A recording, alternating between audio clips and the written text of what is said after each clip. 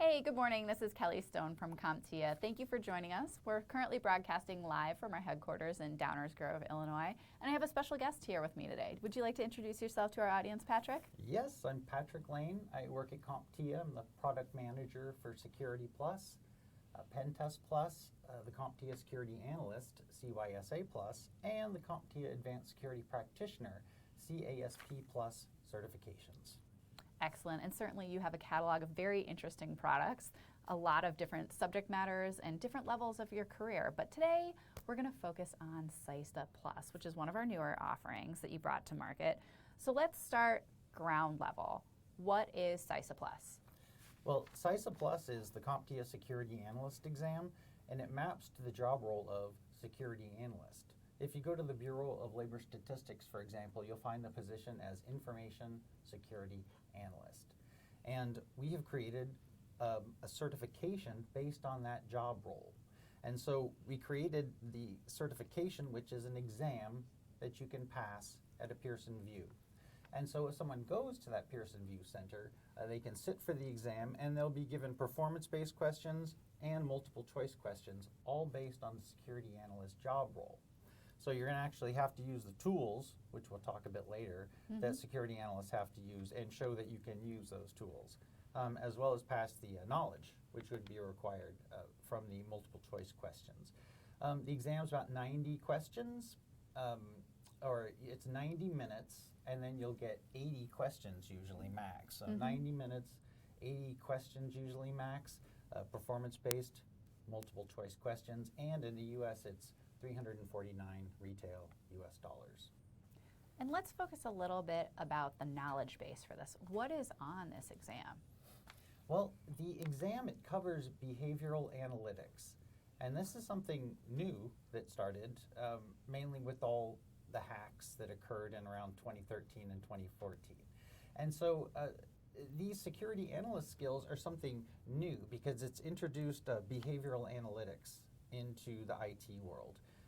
Because what we've essentially found is that you have to filter all traffic in your internal networks and try to find bad behavior. And you find that bad behavior by using a new set of tools that have come out. Well, they've been around forever, but we really need them, especially over the last 5 years, that allow you to actually filter all the traffic in your network and find bad behavior. We call that behavioral analytics. You're trying to find network anomalies, i.e. something that is not normal, that would indicate bad behavior, which you've defined in the tools that you use, that you learn in CYSA Plus, and that you would be using if you were a security analyst. And you talked about this a little bit, about how the hacks of 2013 were the genesis of this program. Do you want to go a little bit more into the specifics of that and the companies that helped us bring this exam to market? Well, sure, because I can speak from first-person experience. We were there. We were there in the 90s. You know, a Gen Xer who had helped cable the country got our country, you know, the world really, on the internet. Businesses in particular, government, academia had been there for years. But what happened is that in the 90s and the 2000s, as a security administrator, a security or a systems administrator or a network administrator, you were responsible for the security of the network. Cybersecurity was just part of those positions, whereas now cybersecurity has actually become some separate positions as well. But what we found was that the techniques we had used, which were mainly perimeter defenses through firewalls, so we would set up a firewall and just block all the traffic from our interior network in here. And that did the job. You could install antivirus software inside too, and you could protect your network. But then the criminals got smarter. Yes. It is often said the bad actors got as smart as the good actors in 2013 and 2014, and that is when also the dark web now had all of these powerful tools that had been used by states, by governments, by Iran, by Russia, we're now in the hands of everyday people through this. And that has really unleashed a dangerous environment because, a lot of the bad actors have the same tools that the good actors have. However, there are still, like the U.S. Navy, for instance, I know good authority, still has, worldwide mastery of cybersecurity. And so, we're still in very good hands. But what happened to the rest of the population, is that we got hacked. I mean, a lot of you probably got hacked by Target, Home Depot. Home Depot, military people, the Office of Personnel Management, not good. Everyone has probably been hacked at this point. I think that's a safe assumption that we've all had to get new credit cards because we got an email from our bank saying there's been a large-scale hack at Home Goods or Right. whatever. It's like that 90s game of Mall Madness, like there is a sale at it, except there is a hack at the sunglass store. And it's now just like an inevitable part of living. And is. certainly we woke up in 2013, 2014 with Target and Home Depot. What's changed in the years in between? I would love to think that we're in a safer place. Oh, absolutely. Because what happened is that we realized that perimeter network that I was talking about, just having a perimeter defenses and just having antivirus software on your computers doesn't cut it anymore. You still need those 100%, but you also need to go on the offense. And so you have to be able to go out there and try to find the bad actors before they find you.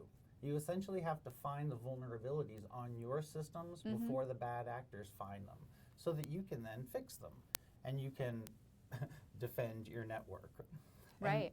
And so what that is required us to do is filter all of the internal network traffic. Remember before I told you we just put antivirus on and then we did the perimeter? Well, now you also have to filter all of the network traffic inside the network, because now the bad actors are inside your network. Right. Basically, that's what happened. And so there's a lot of different tools that we use now in order to find the bad actors, and that's through behavioral analytics, and those are the skills of a security analyst, as well as a penetration tester. And that is because, according to the Bureau of Labor Statistics, the information security analyst job role includes penetration tester and vulnerability assessment and management, because those are some of the tools that are used. Although the job typically out in the market can be split into two. We have a security analyst, and you'll have a penetration tester and a vulnerability assessment and management professional. But of course, you can get yourself a professional that'll do both. We offer all those certifications. Yes, we do. So what other tools are available for the IT pro who wants to test these skills or wants to start looking at the vulnerabilities in their organization? Sure. Well, a good way of talking about security analysts is to think of IBM. They have a security information and event management tool that is meant to do exactly what I just said. You install it in your network. It analyzes all of the network traffic and finds anomalies for you. Right. And then presents them to you. And you have to make a judgment call. That is one of the major things. But the important thing to know about IBM is that they included CISA Plus, Security Analyst Plus, as a prerequisite, as a required prerequisite. It's part of the cert, if you want it, for their QRadar SIM. And a SIM is a security information and event management tool. It's one of the three main tools that are used by a security analyst. And IBM was so impressed by our CISA Plus cert, because it includes all of the vendor-neutral skills that a security analyst would need, that they have included our vendor-neutral cert before their QRadar vendor-specific cert. So basically, you take our cert, you learn all the basics of a security analyst, then you learn those, you take those skills, and then you apply them to the QRadar tool. So you're actually, applying vendor-neutral skills to a vendor-specific product. But you could also, maybe you're not working on QRadar. Maybe you're working on a different product. Maybe you're working on Snort. That's a fun name. All right, cool. Or FireEye. I'm learning so much. This is great. But the important thing to note, though, is that there's three classifications of tools. I've just mentioned the one, security information and event management, and that is the major companies, like QRadar has one, Alien Vault has one, Hewlett-Packard Enterprise has one. They all have security information and event management tools. And so the other classification, though, are intrusion detection systems. And an intrusion detection system is another classification of tool. And that's something you install on a network segment, and it captures all the log files from the systems, and it can actually tell you if there is some kind of an intrusion on that network, depending on which system you're using.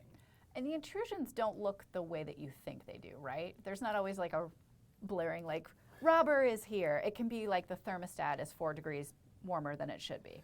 Right. You can basically hook up any IoT device or any traditional server or client to a security information and event management tool. In fact, the amazing you just said that because Hewlett-Packard Enterprise has an insight tool. And basically, it is a SIM that's used for IoT devices as well as traditional system servers. And we also see Zingbox has come out with a healthcare IoT SIM that's actually used for X-ray machines, and I've seen it in work. You know, where they have an X-ray machine hooked up to it, a blood pressure machine. It actually connects all the information, gets all the information from that network, the intrusion detection system, if there's an intrusion, and will actually send that to the security information and event management tool. What a time to be alive. So these are 2 huge tools used, and there's one more, and those are packet sniffers or packet capture tools. And so Wireshark is a really big one there. So typically Wireshark for the packet capture tools, Bro or Snort for the intrusion detection systems that I was talking about, and then there's a whole array of very powerful security information and event management tools, which are SIMs, such as IBM's QRadar. Excellent. Now we talked a lot about tools here. Let's talk a little bit about skills. We talked about vendor neutral skills, platform specific skills. What are the core competencies of somebody who's going to do this job? The core competencies are really being able to scan and monitor a network and be able to find anomalies, find the bad behavior, and then respond to that bad behavior and fix it. This is a huge challenge to be able to do this. It might sound very simple, but the fact is in order to get all the information to a centralized location for you to monitor it, you have to have everything configured.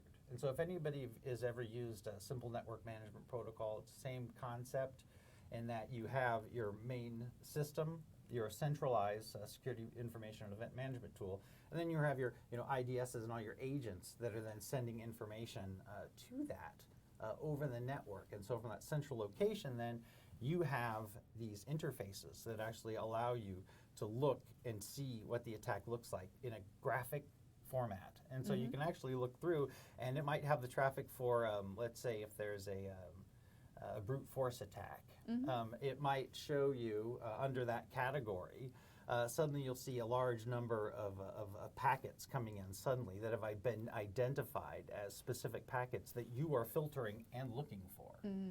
They would then appear as maybe a cluster along a line, which would indicate more traffic. And at that point, you say, looks like we have trouble here. You double click on that, it will take you to another layer. It's almost like forensics in a way. It's basic forensics. We don't go into great depth in that, that is an advanced skill. Right. But at the 3 to 4 year level of security analyst, you do need to be able to sort through a SIM and be able to identify different types of traffic and even identify false positives as well. And I'm so glad that you brought that up because people have this perception of IT, and this sounds like a very creative and strategic position where you're thinking differently. You're thinking like a criminal. You're right. You're right. You often hear in order to defend your network, you need to think like a hacker, and that's absolutely true. And that really brings us to, do you remember I told you before penetration testing? Yes, of course. Is part of the job role? The other side of CISA. So, let's take the information security analyst job role and break it in half for a minute. Because the way it's often trained is using red team and blue team testing. Now, we learned this because we partnered with Johns Hopkins University, their applied physics laboratory, and they helped us. They do defense work for the Navy, and one of the things they have to do is secure the IoT devices on the F-18 Hornet.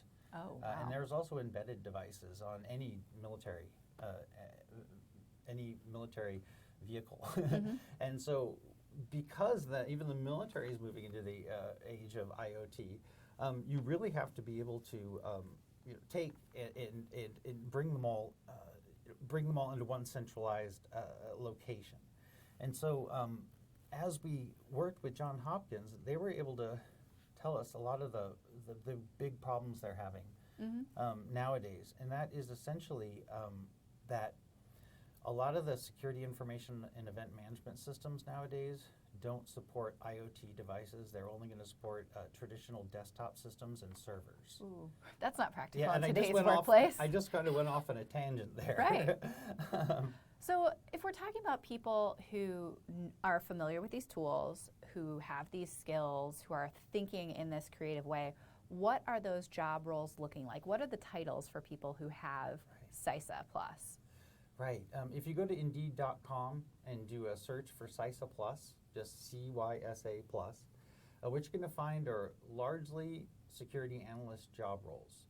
But what you're also going to see is that the security analyst skills are needed by existing network administrators, they're needed by existing systems administrators, they're needed by existing server administrators. Everybody needs those skills. In fact, a fellow from Hewlett-Packard Enterprise told me that every single person working in IT and cybersecurity needs to have security analyst skills because it's not going away within the next 5 to 10 years. And so that's why, one of the many reasons why we're pushing the security analyst job role and why we created CYSA Plus. It was because it was filling a huge gap, a skills gap in the cybersecurity industry. And so we were, guided by the industry to actually develop that cert to fill that gap. So how fast are these things growing? I mean, this didn't exist so few years ago, and certainly it's only going to continue to grow, right? Well, that was one of the reasons why we decided to create a certification around this job role, was because in 2016, the first 3 months of 2016, that's only about a year and a half after the major target hacks, right? Target hack and OPM hack, and I mean, everybody got hacked. I remember. Yes. What we found is in the first 3 months of 2016, the demand for jobs for security analysts increased 8% in the United States. Wow. And the Bureau of Labor Statistics said that is the fastest growing job in the history of the Bureau of Labor Statistics. It's the fastest growing job in history. It's phenomenal, the world we live in right now, because that's more than, right after the landing on the moon with the TVs, everyone purchased TVs and there weren't enough people to repair the televisions. We're kind of in that situation right now, except for a moon landing, we had horrible hacks, enormous and large, expensive hacks, right? Instead of a moon landing. Excellent. Well, that's funny to think of it that way. With that, I think we've covered everything there is to know about the current state of cybersecurity and what's next. And certainly, we talked a lot about CISA Plus, which is the exam that correlates with our conversation today. If you want to know more about CISA Plus and specifically about what's going to be next with CISA Plus, make sure you tune into our Facebook page Thursday at 12:15 p.m. Central Standard Time. We'll be talking to our subject matter experts who are in the office now, helping to develop the next generation of CISA Plus. So with that, thank you everybody for tuning in. We really appreciate your time, and we hope to talk to you again soon. Thanks. Thank you.